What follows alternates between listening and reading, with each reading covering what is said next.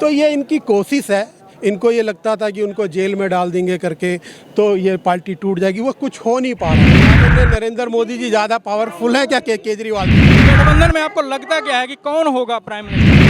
ये मुद्दा ही नहीं है, ये मुद्दा ही नहीं है, ये मुद्दा जबरदस्त नहीं है, नहीं है। मेरी बात मैं ये कह रहा हूँ, बिना गार्जियन के घर नहीं चलता, बिना गार्जियन के तो देश कैसे चलेगा? आपकी बात का जवाब देता हूँ। जब दिल्ली में चुनाव होता है या बंगाल में या और कहीं भी होता है तब बीजेपी कैंडिडेट घोषित नहीं करती है। उसमें जो है मोदी जी के नाम पे वोट मांगा जाता है ना, तो उनमें कम से कम ये तो है कि हाँ कोई एक बंदा है।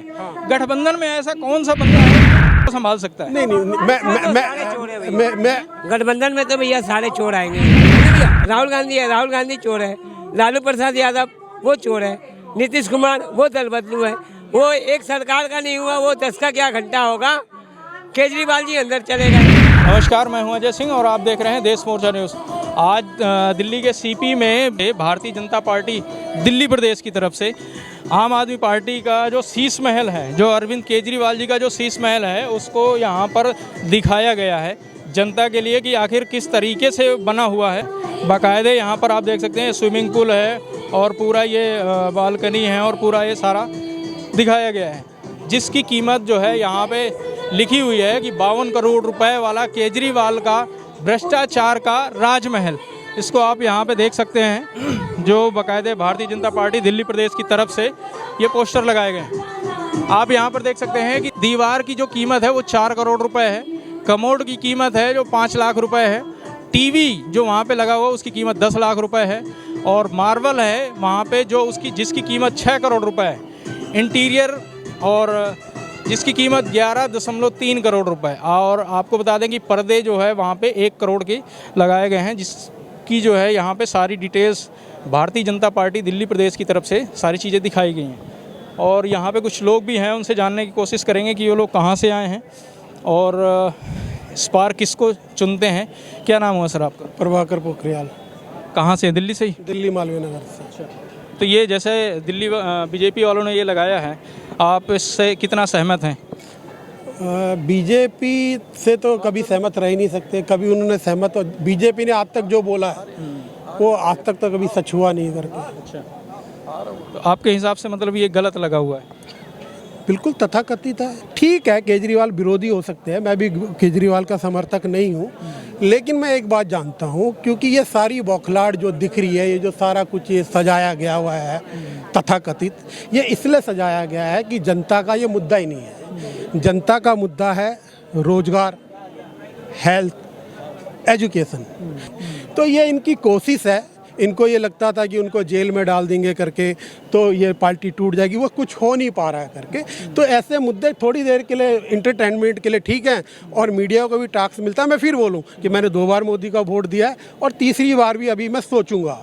मैं किसी पार्टी का सपोर्टर नहीं हूँ, पर ये एक इस तरह का ये चलता रहता है और मुझे नहीं लगता कि इससे पब्लिक पे कोई फ़र्क पड़ेगा। केजरीवाल को चुना है जनता ने, आगे भी चुनेंगे। मुझे लगता है बीजेपी कमज़ोर है, इन हथकंडों से उसको कमजोरी को हटाना चाहती है, सफल नहीं हो पाएगी। आपको क्या लग रहा है कि मतलब ये गलत चीज़ें सारी दिखाई गई हैं? क्या इतना खर्च नहीं हुआ है? और जैसा कि केजरीवाल जी पहले बोलते थे कि मैं कुछ नहीं लूँगा, बंगला नहीं लूँगा, गाड़ी नहीं लूँगा, सिक्योरिटी नहीं लूँगा, तो और अब आज ये सारी चीज़ें निकल के सामने आ रही हैं। आदरणीय नरेंद्र मोदी जी बड़े हैं, आदरणीय नरेंद्र मोदी जी ज़्यादा पावरफुल है क्या केजरीवाल से? मैं तो मानता हूँ कि आदरणीय मोदी जी बहुत पावरफुल है, केजरीवाल से बहुत पावरफुल है। गठबंधन में आपको लगता क्या है कि कौन होगा प्राइम मिनिस्टर? ये मुद्दा ही नहीं है, ये मुद्दा ही नहीं है, ये मुद्दा जबरदस्त नहीं है। मेरी बात मैं ये कह रहा हूँ, बिना गार्जियन के घर नहीं चलता, बिना गार्जियन के तो देश कैसे चलेगा? आपकी बात का जवाब देता हूँ। जब दिल्ली में चुनाव होता है या बंगाल में या और कहीं भी होता है तब बीजेपी कैंडिडेट घोषित नहीं करती है वहाँ पे। तब ये कहते हैं, क्या कहते हैं कि हम बाद में डिसाइड कर लेंगे। तो ये कोई मुद्दा नहीं है। ये देश बहुत काबिल देश है।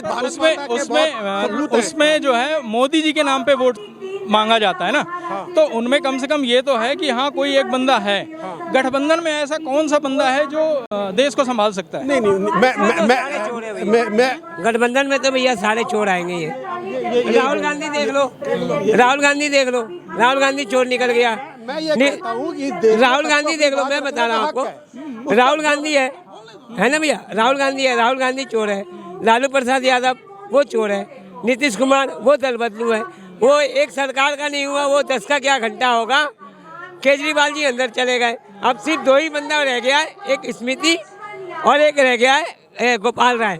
इन दोनों को अंदर करो, अपने आप सब उगल जाएगा कि ये पैसे गए कहाँ।